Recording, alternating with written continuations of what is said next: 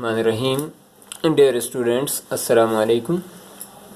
बेटा नूर school and college की जानिब से ऑनलाइन क्लासेस के सिलसिले में आज हम 9th क्लास में उर्दू की नेक्स्ट क्लास ले रहे हैं। बेटा इससे पहले हमने इस सबक का एक हिस्सा पढ़ लिया है। मैंने आपसे पहले भी कह दिया था कि ये सबक जो है हज अकबर, इसको मुसन्निफ़ ने 6 अक़सात यानी 6 किस्तों में बयान किया है। पहले स्टेप, दूसरा, तीसरा, चौथा, पाँचवा, छठा। उस एतबार से हमने पहले 4 स्टेप मुकम्मल पढ़ लिए थे। तो आए उन 4 स्टेप्स के अंदर हमने क्या क्या चीज़ें पढ़ी उसका थोड़ा सा खुलासा हम कर लेते हैं। पहली बात तो ये कि सबक का नाम हज अकबर है। सबक का नाम हज अकबर है। सिन्फ़ अदब के एतबार से ये अफसाना है और अफसाना निगार जो है इस सबक के मुसन्निफ़ जो हैं वो हैं प्रेमचंद, यानी मुंशी प्रेमचंद साहब। और इनका असल नाम धमपत राय है। ये कलमी नाम है। पहले नवाब राय के नाम से लिखते थे। 1908 के बाद जब इन पर पाबंदी लगी सोज़े वतन लिखने पर, तो इन्होंने अपना नाम जो कलमी नाम है वो नवाब राय से तब्दील करके प्रेमचंद रख दिया। माखज़ ये जो अफसाना है हज अकबर, ये कहाँ से लिया गया है? तो प्रेम बतीसी, मुंशी प्रेमचंद साहब के अफसानों की किताब है प्रेम बतीसी दोम, या वहाँ से लिया गया है। हज अकबर के माने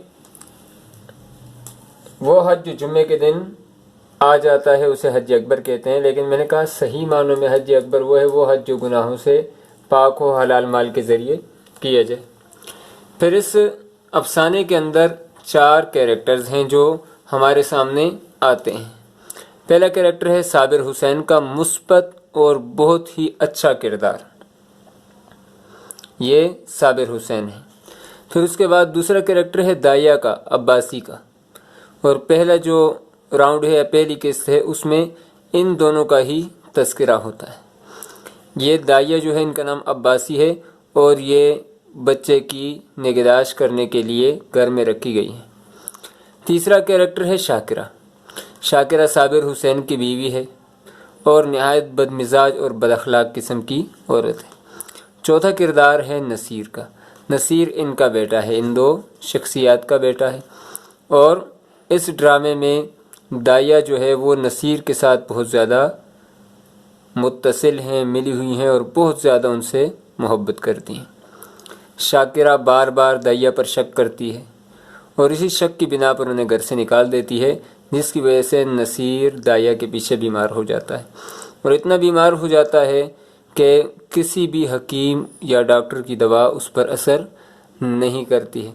जब हकीम और डॉक्टर की दवा असर नहीं करती है तो मियाँ बीवी आपस में बोलना शुरू कर देते हैं, क्योंकि मियाँ जो हैं वो शाकिरा को इसका इल्ज़ाम देते हैं कि आपकी वजह से ये सारी सिचुएशन जो बनी है, आपकी वजह से नसीर बीमार हुआ। अब इसी कश्मकश में होते हैं, एक दिन बैठे हुए बात कर रहे होते हैं तो शाकिरा कहती हैं बड़े हकीम साहब को ले आएँ। तो साबिर हुसैन कहते हैं कि उसकी दवा भी असर नहीं करेगी, इसकी जो दवा है वो तुम जानती हो।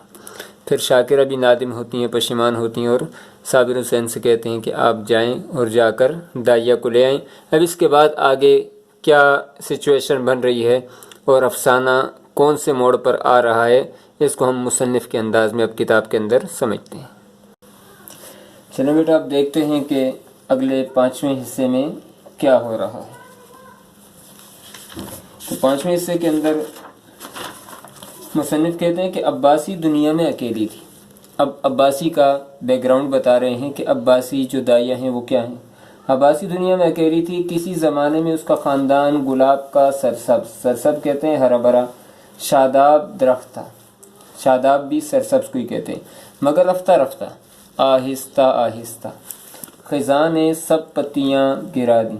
ख़ज़ां बहार की ज़िद है, ठीक है, ऐसा मौसम जिसमें पत्तों से दरख्तों से पत्ते गिर जाते हैं और पत्तियाँ, फूल की जो पत्तियाँ होती हैं। बारे हवादिस बदकिस्मती को कहते हैं, ठीक है जी। ज़माने के हवादिसात ने दरख्त को पामाल कर दिया, पामाल तबाह कर दिया। और अब यही सूखी टहनी हरे भरे दरख्त की यादगार बाकी थी, यादगार निशानी। मगर नसीर को पाकर उसकी सूखी टहनी में जान सी पड़ गई थी। یعنی نصیر کو پانے کے بعد اس کی سوکھی ٹہنی میں جان سی پڑ گئی تھی، مراد یہ ہے کہ وہ ہری بھری ہو گئی تھی۔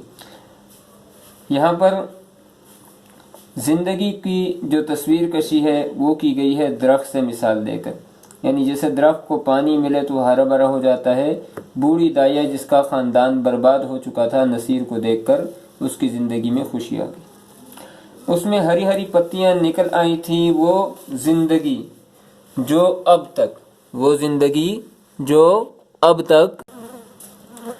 تک خشک اور پامال تھی، پامال تباہ و برباد ہونے کو کہتے ہیں، اس میں پھر رنگ و بو کے آثار پیدا ہو گئے تھے۔ آثار اثر کی جمع ہے، یعنی اثرات۔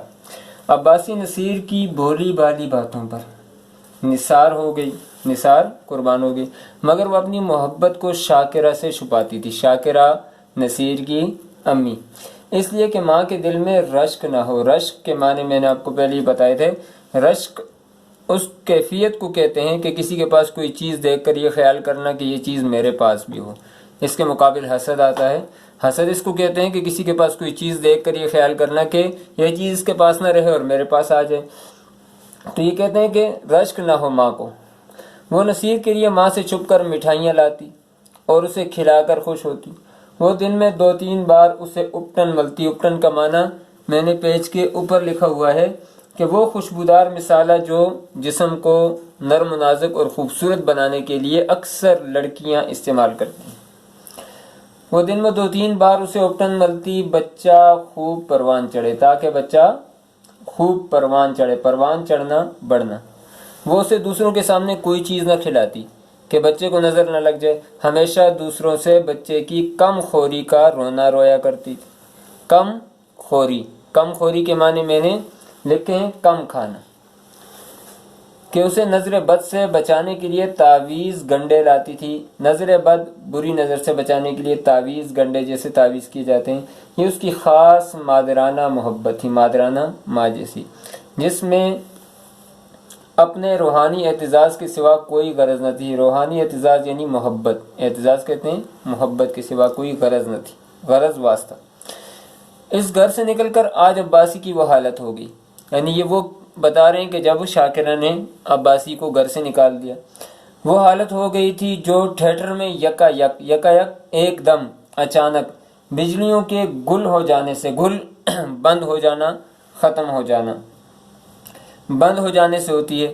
یہاں تھیٹر سے تشبیہ دی جا رہی ہے کہ جیسے تھیٹر ہو، ہال ہو، وہاں پر اچانک بتیاں بند ہو جائیں تو تاریکی ہو جاتی ہے، اندھیرا ہو جاتا ہے، ویسے ہی عباسی کی زندگی میں نصیر کے جانے سے یا گھر چھوڑنے کی وجہ سے تاریکی اور اندھیرا ہو گیا۔ اس کی آنکھوں کے سامنے وہی صورت تصویر ناچ رہی تھی، کانوں میں وہی پیاری پیاری باتیں گونج رہی تھی۔ گونج بازگشت کو کہتے ہیں، وہ آواز جو دیر تک سنائی دیتی ہے، جیسے آپ بند کمرے میں زور سے آواز دیتے ہیں یا کسی پہاڑ کے پاس یا میدان میں آواز دیتے ہیں، وہ بار بار آتی ہے تو گونج کہتے ہیں۔ تو اس کے کانوں میں بھی وہی باتیں بازگشت بن کر یا گونج بن کر آ رہی تھی۔ اسے اپنا گھر پھاڑے کھاتا تھا، اس کال کوٹلی میں دم گھٹا جاتا تھا۔ کال کوٹلی وہ جگہ جہاں پر سزائے موت کے قیدی کو رکھا جاتا ہے، میں نے سامنے معنی لکھا ہے کہ وہ جگہ جہاں سزائے موت کے قیدی کو رکھا جاتا ہے۔ رات جوں توں جیسے تیسے کر کے کٹی، صبح کو وہ مکان میں جھاڑو دے رہی تھی، یک تازے حلوے کی صدا یہاں سواد والا ہے بیٹا، تو سواد والا صدا کے معنی آواز ہوتا ہے، اور ایک سین والا صدا ہوتا ہے جس کے معنی ہمیشہ ہوتا ہے۔ یک تازے حلوے کی صدا سن کر بے اختیار باہر نکل آئی۔ مان اچانک یاد آ گیا کہ آج حلوہ کون کھائے گا۔ عباسی کی روح تڑپ اٹھی اور بیقراری کے عالم میں گھر سے نکلی کہ چلو نصیر کو دیکھاؤں، پر آدھے راستے سے لوٹ گئی۔ اب اس پیراگراف میں مصنف نے ہمیں یہ بتایا کہ روزانہ تو باہر گلی میں کوئی چیز والا آتا تو عباسی چیز دے کر لا کر کھلا دیتی نصیر کو، لیکن آج تو نصیر نہیں تھا، اس لیے عباسی بیچاری اٹھی اور پھر اپنی جگہ پر دوبارہ بیٹھ گئی، لوٹ گئی، واپس آ گئی۔ ٹھیک ہے، نصیر عباسی کے دھیان خیال سے ایک لمحے کے لیے بھی نہیں اترتا تھا۔ وہ سوتے سوتے چونک پڑنا جاگ جانا، ٹھیک ہے، میں نے پہلے معنی لکھوایا ہوا ہے۔ معلوم ہوتا نصیر ڈنڈے کا گھوڑا دبائے چلا آتا ہے، جیسے بچے اکثر ڈنڈا لے کر اس کے اوپر سوار ہو جاتے ہیں اور گاڑی چلانے کی کوشش کرتے ہیں، ٹھیک ہے۔ آپ اپنے بچپن کو یاد کریں، آپ کو یہ گاڑی یاد آ جائے گی، ٹھیک ہے۔ گھوڑا دبائے چلا آتا ہے، پڑوسیوں کے پاس جاتی تو نصیر ہی کا چرچا ذکر کرنا، اس کے گھر کوئی آتا تو نصیر کا ذکر کرتی۔ نصیر اس کے دل اور جان میں بسا ہوا تھا، سمایا ہوا تھا۔ شاکرہ کی بے رخی اور بد سلوکی، برے کو کہتے ہیں برے سلوک کے ملال کہتے ہیں رنج، افسوس، میں نے مانا بالکل اینڈ پہ لکھا ہوا ہے، ٹھیک ہے، افسوس، ملال کے لیے اس میں جگہ نہ تھی۔ وہ روز ارادہ کرتی کہ آج نصیر کو دیکھنے جاؤں گی، اس لیے بازار سے کھلونے اور مٹھائیاں لاتی، گھر سے چلتی، لیکن آدھے راستے سے لوٹ آتی، واپس آ جاتی، کبھی 2-4 قدم سے آگے نہ بڑھا جاتا۔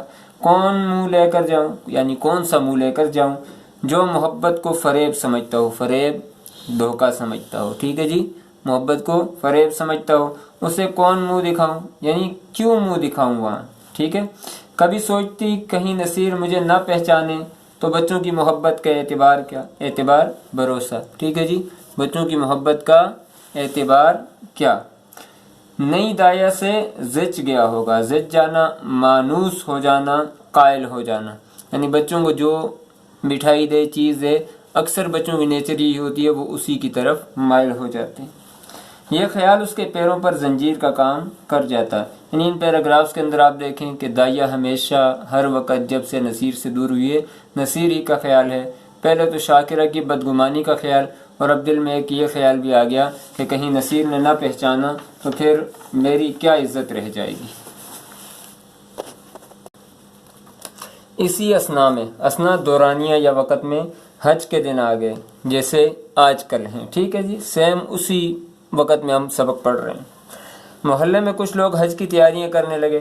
عباسی کی حالت اس وقت پالتو چڑیا کی سی تھی، یہاں پھر تشبیہ دی چڑیا کے ساتھ۔ وہ چڑیا جو پالتو ہوتی ہے اور گھر کے اندر ہے، نہ وہ اڑ سکتی ہے نہ وہ رک سکتی ہے۔ پرندہ کیا ہے، آزاد ہونے کی کوشش کرتا ہے، لیکن مالک کی محبت نے روکا بھی ہوتا ہے۔ تو یہاں یہ کیفیت عباسی کی سی ہے، نہ جانے سے رک سکتی ہے اور نہ ہی نصیر کی محبت جانے دیتی ہے۔ جو قفس سے نکل کر، قفس پنجرے کو کہتے ہیں، عربی زبان کا لفظ ہے، پنجرے سے نکل کر پھر کسی گوشے کونے میں کی تلاش میں ہو، اسے اپنے طور بلا دینے کا یہ ایک بہانہ مل گیا، وہ آمادہ بسفر ہو گئی۔ آمادہ تیار ہونا، یعنی سفر کرنے پر تیار ہو گئی۔ اب اگلے حصے میں آ جاتے ہیں، لاسٹ پارٹ کے اندر، چھٹے حصے میں۔ آسمان پر کالی گھٹائیں چھائی ہوئی تھی۔ کالی گھٹائیں بادلوں کو کہتے ہیں۔ کالی گھٹائیں چھائی ہوئی تھی اور ہلکی ہلکی پھواریں پڑ رہی تھی، بوندا باندی ہو رہی تھی۔ دہلی اسٹیشن پر زائرین زیارت کرنے والے، یعنی حج کو جانے والے زائرین کا ہجوم تھا۔ ہجوم رش کو کہتے ہیں۔ کچھ گاڑیوں میں بیٹھے تھے، کچھ اپنے گھر والوں سے رخصت ہو رہے تھے، روانہ ہو رہے تھے۔ چاروں طرف ایک کوہرام سا مچا ہوا تھا، کوہرام، ہنگامہ، شور۔ نصیر اس وقت یہاں ہوتا تو بہت روتا، میری گود سے کسی طرح نہ اترتا، لوٹ کر ضرور اسے دیکھنے جاؤں گی۔ یا اللہ، کسی طرح گاڑی چلے، گرمی کے مارے کلیجہ بھنا جاتا ہے۔ کلیجہ بھنا جانا، تکلیف میں ہونا، ٹھیک ہے۔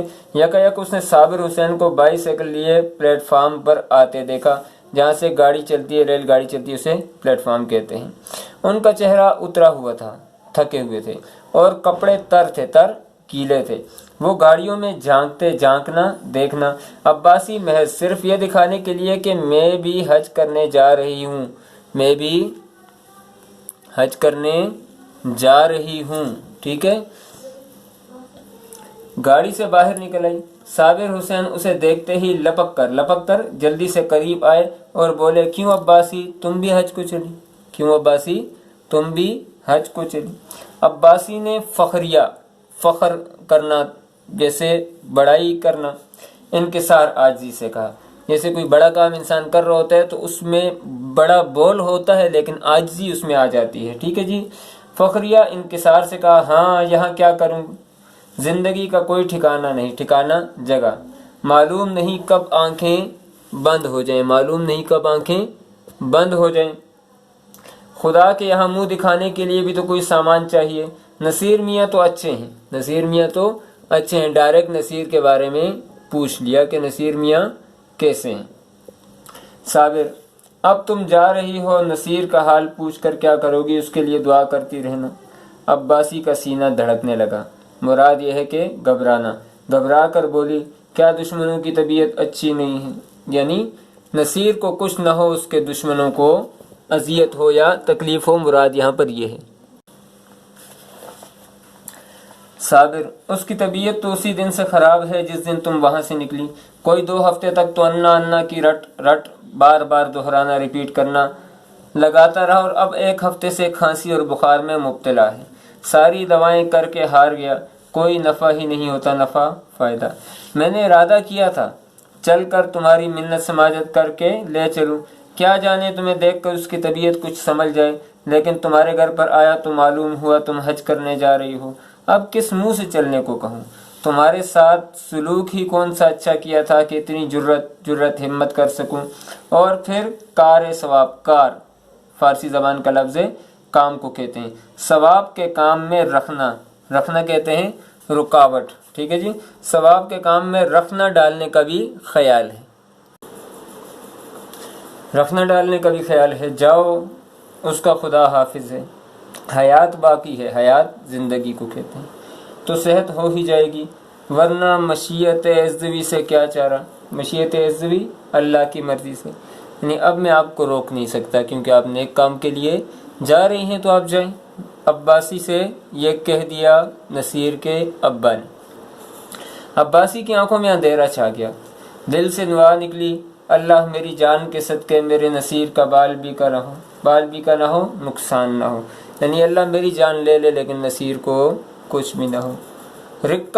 رقت آنسوؤں سے رونے کو کہتے ہیں، رقت سے گلا بھر آیا، میں کیسی سنگ دل ہوں، سنگ فارسی زبان میں پتھر کو کہتے ہیں، ٹھیک ہے جی، ہاں۔ پیارا بچہ رو رو کر ہلکان ہو گیا، ہلکان مرنے کے قریب، اور میں اسے دیکھنے تک نہ گئی۔ شاکرہ بد مزاج بد اخلاق سہی، بد زبان بری زبان والی سہی۔ نصیر نے میرا کیا بگاڑا تھا، کیا نقصان کیا تھا؟ میں نے ماں کا بدلہ نصیر سے لیا، یا خدا میرا گناہ بخشیو، پیارا نصیر میرے لیے ہڑک رہا، فریاد کرنا، ٹھیک ہے جی، ضد کرنا۔ اس خیال سے عباسی کا کلیجہ محسوس اٹھا، محسوس کہتے ہیں جی تڑپ اٹھا، ٹھیک ہے جی، عباسی کا کلیجہ محسوس اٹھا۔ محسوس کے معنی آتے ہیں مروڑنا، جیسے کسی نے کلیجہ مروڑ دیا ہو اس کا، ٹھیک ہے، کلیجہ محسوس اٹھا اور آنکھوں سے آنسو بہہ نکلے۔ مجھے کیا معلوم تھا کہ اسے مجھ سے اتنی محبت ہے، ورنہ شاکرہ کی جوتیاں کھاتی اور گھر سے قدم نہ نکالتی۔ آہ، نامعلوم بیچارے کی کیا حالت ہے۔ انداز وحشت سے بولی، وحشت دیوانگی کے عالم میں بولی، دودھ تو پیتے ہیں نا؟ آگے آپ دیکھیں، صابر تم دودھ پینے کو کہتی ہو، اس نے 2 دن سے آنکھیں تو کھولی نہیں۔ عباسی: یا میرے اللہ، ارے او کلی پلیٹ فارم پہ آپ نے دیکھا ہوگا ریڈ کلر کی ان کی شرٹ ہوتی ہے، جو سامان اٹھانے والے ہوتے ہیں انہیں کلی کہا جاتا ہے۔ او کلی بیٹا، میرا اسباب گاڑی سے اتار دے۔ اسباب سامان کو کہتے ہیں، ٹھیک ہے جی۔ اب مجھے حج وج کی نہیں سوچتی، حج کلمہ ہے اور وج اس کے ساتھ جو ہے یہ محمل ہے، ٹھیک ہے، جس کا کوئی معنی نہیں ہوتا۔ اب مجھے حج وج کی نہیں سوچتی، ہاں سوچتی کے معنی کیا ہے جی؟ فکر۔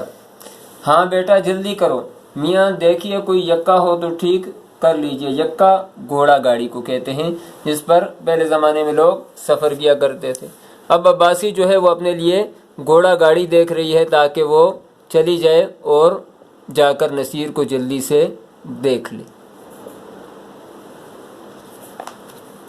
یکا روانہ ہوا، اب گھوڑا گاڑی پر بیٹھ کر روانہ ہو گئے۔ سڑک پر کئی بگیاں کھڑی تھی، بگی بھی وہ جس کے اندر اکثر لوگ بڑے لوگ بیگمات کو لے کر جاتے تھے، وہ بند ہوتی تھی اوپر سے۔ گھوڑا آہستہ آہستہ چل رہا تھا، عباسی بار بار جھنجھلاتی یعنی غصہ کرتی تھی اور یکابان سے کہتی تھی، یکابان گھوڑا چلانے والا یا یکا چلانے والا، بیٹا جلدی کرو، میں تجھے کچھ زیادہ دے دوں گی یعنی زیادہ پیسے دے دوں گی۔ راستے میں مسافروں کی بھیڑ، ہجوم، رش دیکھ کر اسے غصہ آتا تھا، اس کا جی چاہتا تھا، دل چاہتا تھا گھوڑے کے پر لگ جاتے، لیکن جب صابر حسین کا مکان قریب آیا تو عباسی کا سینہ زور سے اچھلنے لگا، ٹھیک ہے، جیسے انسان ایکسائٹڈ ہوتا ہے، ٹھیک ہے، اس وقت اس کے دل کی کیفیت ایسی ہی ہوتی ہے۔ بار بار دل سے دعا نکلنے لگی، سب خیر و عافیت ہو۔ یکا صابر حسین کی گلی میں داخل ہوا، دفعتاً اچانک عباسی کے کان میں کسی کے رونے کی آواز آئی، اس کا کلیجہ منہ کو آ گیا۔ کلیجہ منہ کو آنے کا مطلب یہ ہے کہ گھبرا گئی، اچانک گھبرا گئی۔ کیوں؟ سر تیورا گیا، سر چکرا گیا، معلوم ہوا دریا میں ڈوبی جاتی ہے۔ اب کیفیت ایسی تھی جیسے کوئی انسان دریا میں ڈوب رہا ہو، اب عباسی کی کیفیت ایسی ہے۔ جی چاہا یکا سے کود پڑوں، مگر ذرا دیر میں معلوم ہوا کہ عورت میکے سے بدا ہو رہی ہے، تسکین ہوئی۔ میکا ماں باپ کا گھر، جب لڑکی اپنے ماں باپ کے گھر سے رخصت ہوتی ہے تو اسے میکا اس کا ہو جاتا ہے اور جہاں جاتی ہے وہ سسرال ہو جاتا ہے۔ اب وہ لڑکی رو رہی ہے تو یہ سمجھی کہ رونے کی وجہ سے اس کے ذہن میں یہ خیال آیا کہ کہیں خدا نخواستہ نصیر کو کچھ ہو گیا ہے۔ بدا ہو رہی ہے، رخصت ہو رہی ہے، تسکین ہوئی، سکون ہوا۔ آخر صابر حسین کا مکان آ پہنچا۔ عباسی نے ڈرتے ڈرتے دروازے کی طرف تاکا، دیکھنا جیسے کوئی گھر سے بھاگا ہوا یتیم لڑکا شام کو بھوکا پیاسا گھر آئے۔ یہاں پھر تشبیہ دی یتیم لڑکے سے جس کے والدین نہ ہو، کسی اور کے رحم و کرم پر ہو، گھر سے بھاگ گیا ہو، ظلم کی وجہ سے شام کو واپس آ گیا ہو تو گھر والوں کے ظلم کا نشانہ بننے کے ڈر کی وجہ سے وہ ڈرتا ہے، تو ایسی کیفیت عباسی کی بھی تھی۔ بھوکا پیاسا گھر ہے اور دروازے کی طرف سہمی ڈری ہوئی نگاہ سے دیکھے کہ کوئی بیٹھا تو نہیں تاکہ سزا نہ دے اسے۔ دروازے پر سناٹا چھایا ہوا تھا، سناٹا، خاموشی۔ باورچی بیٹھا حقہ پی رہا تھا۔ عباسی کو ذرا ڈھارس ہوئی، ڈھارس حوصلہ، ٹھیک ہے جی۔ گھر میں داخل ہوئی تو دیکھا کہ نئی دائیا بیٹھی پولٹس پکا رہی ہے، ٹھیک ہے جی، کوئی پکانے کی چیز ہے، پکا رہی تھی، شاید آلو کے جو کباب ہوتے ہیں وہی پکا رہی تھی۔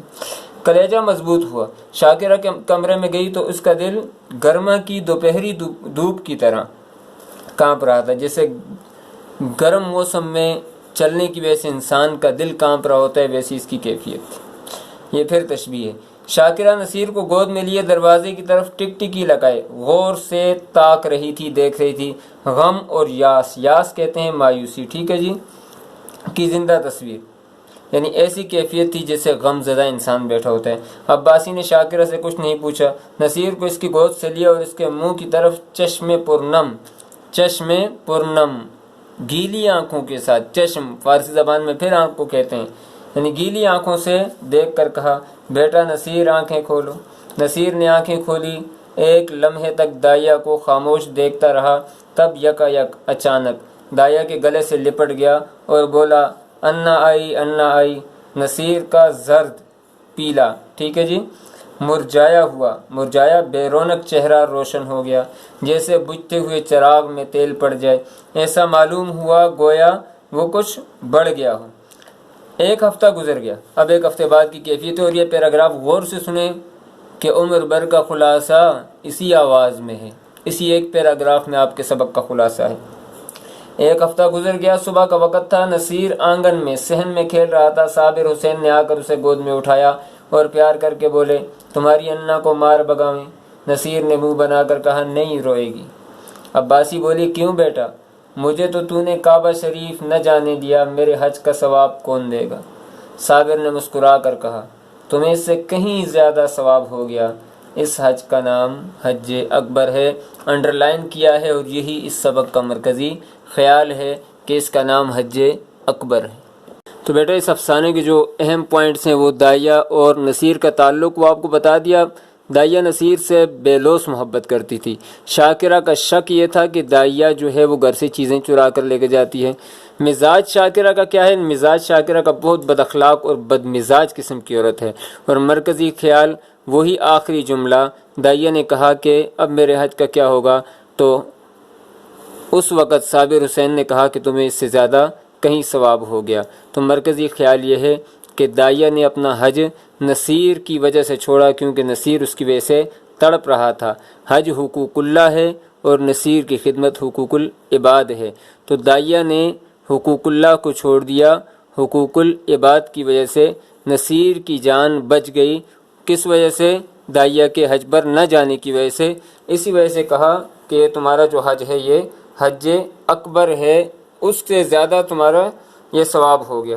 کیوں کہ ہیں لوگ وہی جہاں میں اچھے آتے ہیں جو کام دوسروں کے۔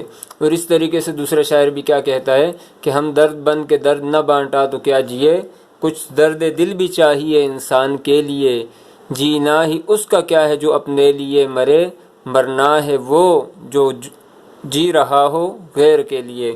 تو اس لیے دوسروں کے لیے اگر انسان خدمت کرتا ہے دوسروں کی، اور اس کے بعد اگر اس کا اپنا ذاتی کوئی کام رہ جاتا ہے تو ہو سکتا ہے اللہ رب العزت اس کے بدلے اس کو زیادہ اجر دے دیں۔ اور اس افسانے کا خلاصہ بھی اسی جملے کے اندر پوشیدہ ہے کہ تمہیں اس سے کہیں زیادہ ثواب ہو گیا حج کا، کیونکہ تم نے نصیر کی جان بچا دی ہے مخلوق خدا کی خدمت کر کے۔ کیونکہ حدیث کے اندر آتا ہے کہ الخلق عیال اللہ، یہ مخلوق خدا جو ہے یہ اللہ کی خلق ہے اور اللہ کا کنبہ ہے۔ جو اللہ کے کنبے کی خدمت کرے گا تو اللہ رب العزت اس سے خوش ہوں گے اور اسے بہت زیادہ اجر اور ثواب ہوگا۔ بیٹا آپ نے یہ کرنا ہے کہ پورے سبق کا خلاصہ مختصر کر کے صرف اور صرف ایک پیج کے اوپر لکھ لینا ہے، اور اس کے بعد آپ نے مجھے سینڈ کر لینا ہے۔ السلام علیکم۔